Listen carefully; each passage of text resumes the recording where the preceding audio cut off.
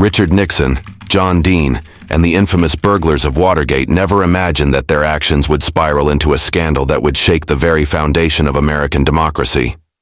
What started as a simple break-in at the Democratic National Committee's headquarters would lead to the unraveling of a presidency, as secrets, lies, and betrayals tore through the corridors of power, forcing a president to face the consequences of his own cover-up. It all began on the warm night of June 17, 1972, when 5 men were caught breaking into the Democratic National Committee, DNC headquarters, located in the Watergate complex in Washington, D.C. At first glance, the break-in appeared to be a simple case of burglary, nothing more than a petty crime. The 5 men were apprehended by police after they were found attempting to wiretap phones and photograph confidential documents from the offices of the DNC. But this seemingly ordinary crime was anything but that. The burglars weren't just random criminals, they were connected to some of the most powerful people in the country, and their mission was far more politically charged than anyone realized. The 5 men arrested were quickly linked to the Nixon administration, more specifically, to a secretive group within the president's re-election campaign, known as the Committee to Re-elect the President, CREEP.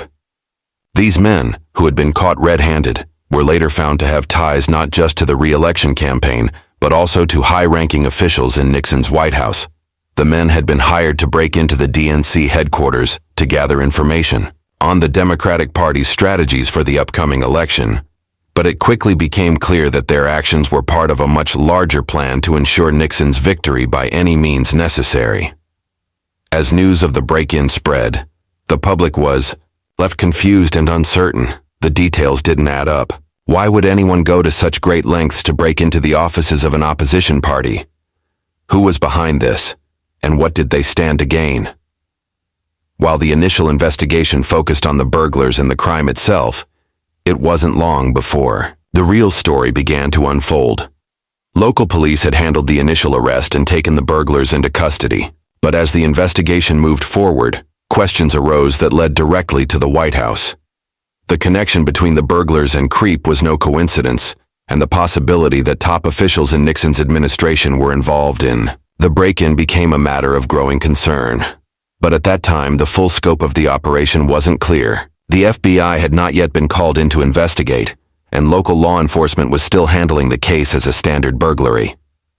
As detectives tried to piece together what had happened, they uncovered something much larger than they expected. The burglars had been hired to do more than just break into the DNC offices. They had been given specific instructions on what to look for, what documents to take, and how to plant listening devices in key areas. There was evidence that these men were operating under the guidance of people much higher up the political ladder. Soon, whispers began to circulate that the break-in was not just a coincidence. It was part of a wider conspiracy aimed at gaining an unfair advantage in the upcoming presidential race. A secret network of political operatives had been working behind the scenes to undermine the opposition, and the Watergate break-in was only one part of a much larger, more dangerous game. As details started to emerge, the FBI and investigators quickly realized that this was more than just a criminal act. It was an attempt to manipulate the political process itself. The break-in, though seemingly simple on the surface, was the first piece of a larger puzzle that would reveal one of the most complex and far-reaching political scandals in U.S. history. As the investigation slowly started to shift its focus toward the connections between the burglars and the White House, it became clear that there were dark secrets waiting to be uncovered. What appeared to be a random break-in was, in fact, the tip of an iceberg that threatened to shake the very foundations of the U.S. government. The public was just beginning to glimpse the enormity of what was unfolding, but the true nature of the conspiracy would take time to reveal itself, as the FBI dug deeper into the truth behind Watergate. After the break-in at the Watergate complex, the investigation took a sudden and unexpected turn.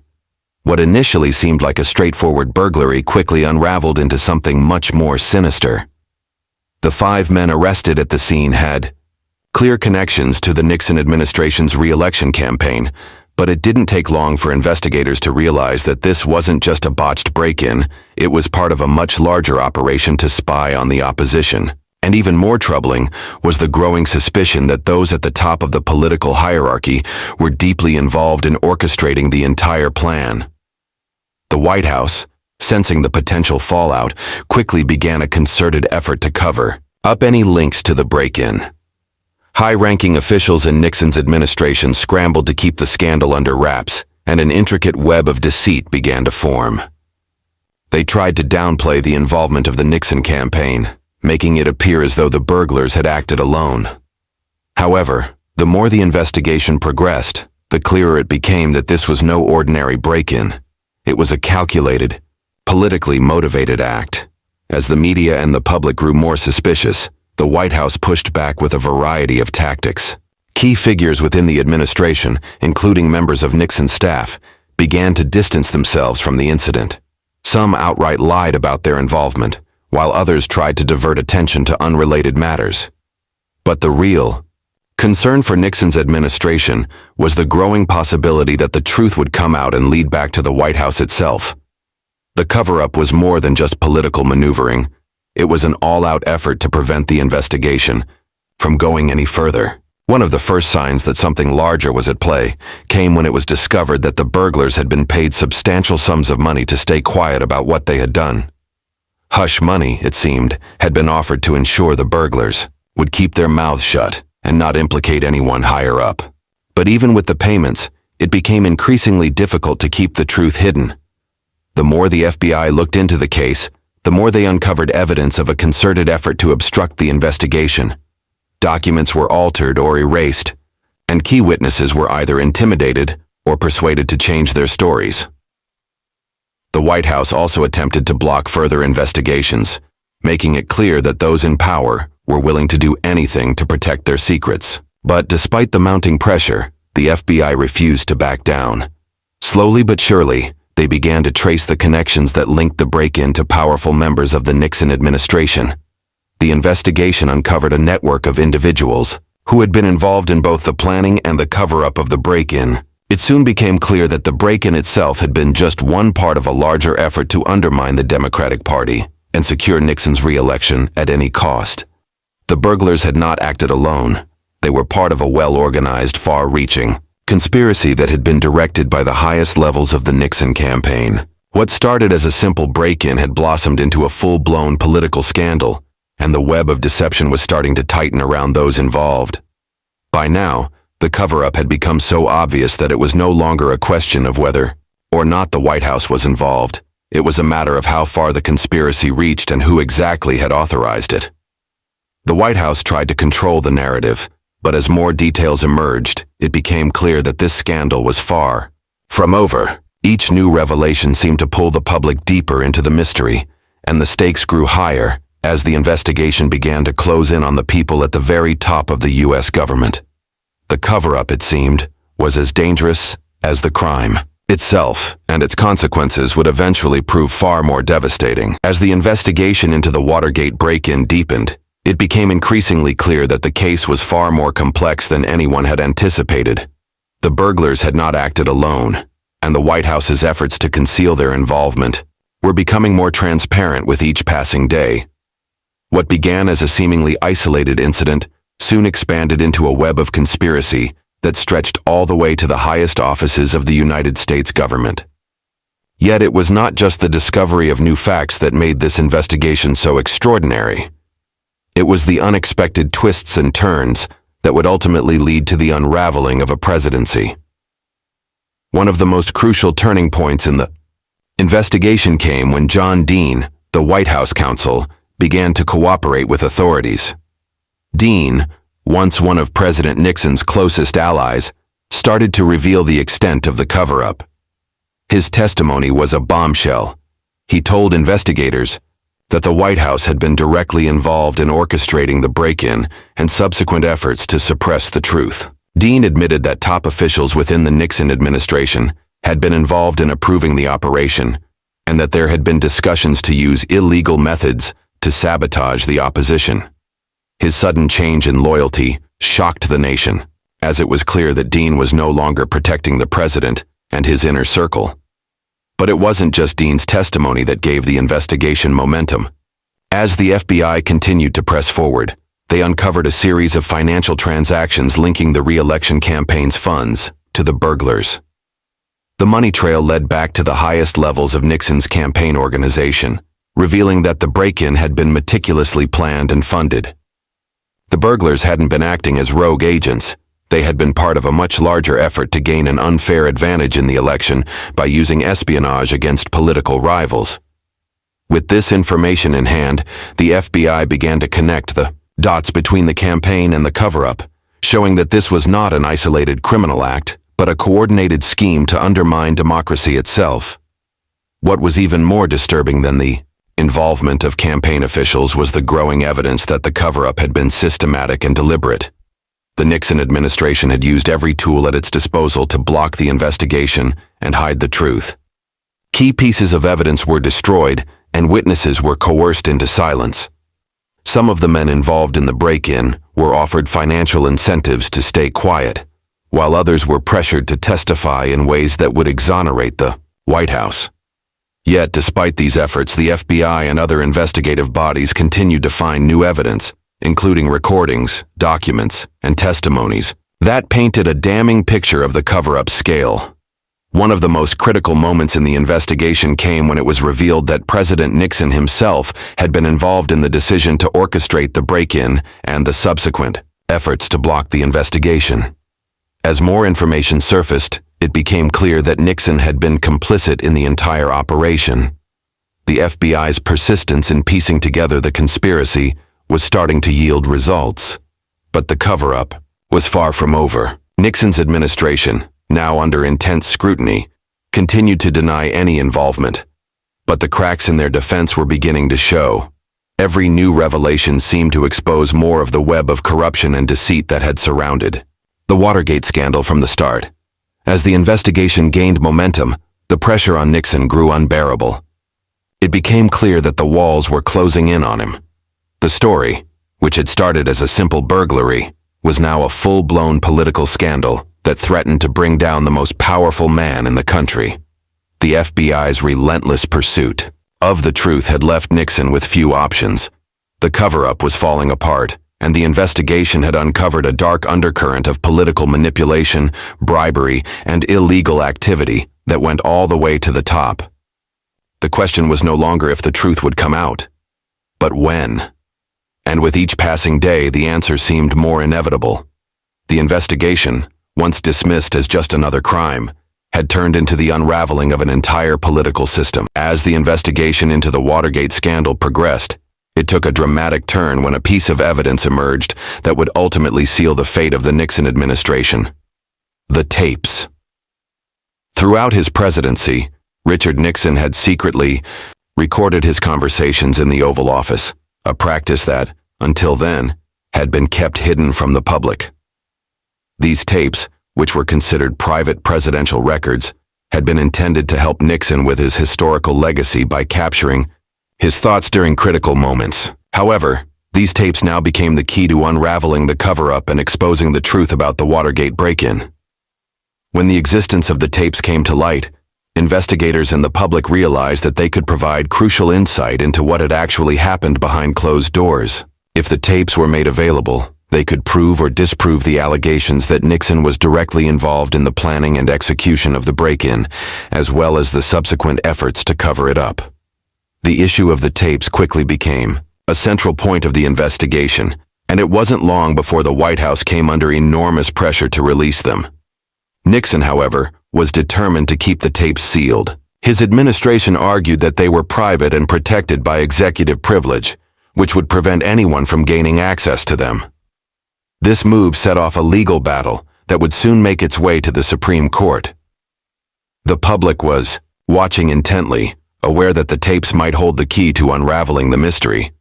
But the White House's resistance to releasing them only heightened the sense of suspicion. Was Nixon trying to protect himself? Or did the tapes contain something so damaging that it could bring down his presidency? In July 1974, the Supreme Court ruled unanimously that Nixon must turn over the tapes, rejecting his claims of executive privilege. The decision was a monumental one. It meant that the president, like any other citizen, could not hide behind the cloak of secrecy when it came to criminal investigations. The ruling was a direct blow to Nixon's defense, and it set in motion the final chapter of the Watergate scandal. Once the tapes were released, the world listened in shock as they revealed a chilling series of conversations between Nixon and his closest aides. In one of the most damning recordings, made just days after the break-in, Nixon is heard discussing how to use the CIA to block the FBI's investigation into the burglary. The conversation showed that Nixon had been directly involved in attempting to cover up the crime from the very beginning. His words were unmistakable. He had been trying to use his presidential power to interfere with the investigation and stop the truth from coming to light. The tapes also revealed that Nixon had been involved in a calculated campaign to bribe and intimidate witnesses, destroy evidence, and mislead the American public about the true nature of the break-in. The revelations were nothing short of explosive. The evidence was undeniable. Nixon had played a central role in orchestrating the cover-up, and he had actively worked to obstruct justice. What had initially seemed like a series of small, disconnected crimes now appeared to be part of a deliberate and calculated effort to manipulate the political process and undermine the integrity of the democratic system. With the release of the tapes, the truth was finally out in the open. Nixon's role in the Watergate scandal was no longer a matter of speculation or rumor. It was a matter of public record. The tapes had done what years of investigations and political maneuvering could not. They had exposed the full extent of the conspiracy. As the nation processed the shocking revelations, it became clear that Nixon's presidency was no longer sustainable. The tapes had not only proved his guilt, they had also shown the lengths to which the White House had gone to cover up their actions. As the pressure mounted, the inevitable conclusion became more apparent. Nixon's resignation was now all but certain. The tapes had shattered any remaining illusion of his innocence and made it clear that his position in office was no longer tenable. What began as a simple burglary had turned into a national crisis, and the tapes were the final piece of evidence that sealed the fate of Richard Nixon's presidency. The release of the tapes was the moment that changed everything.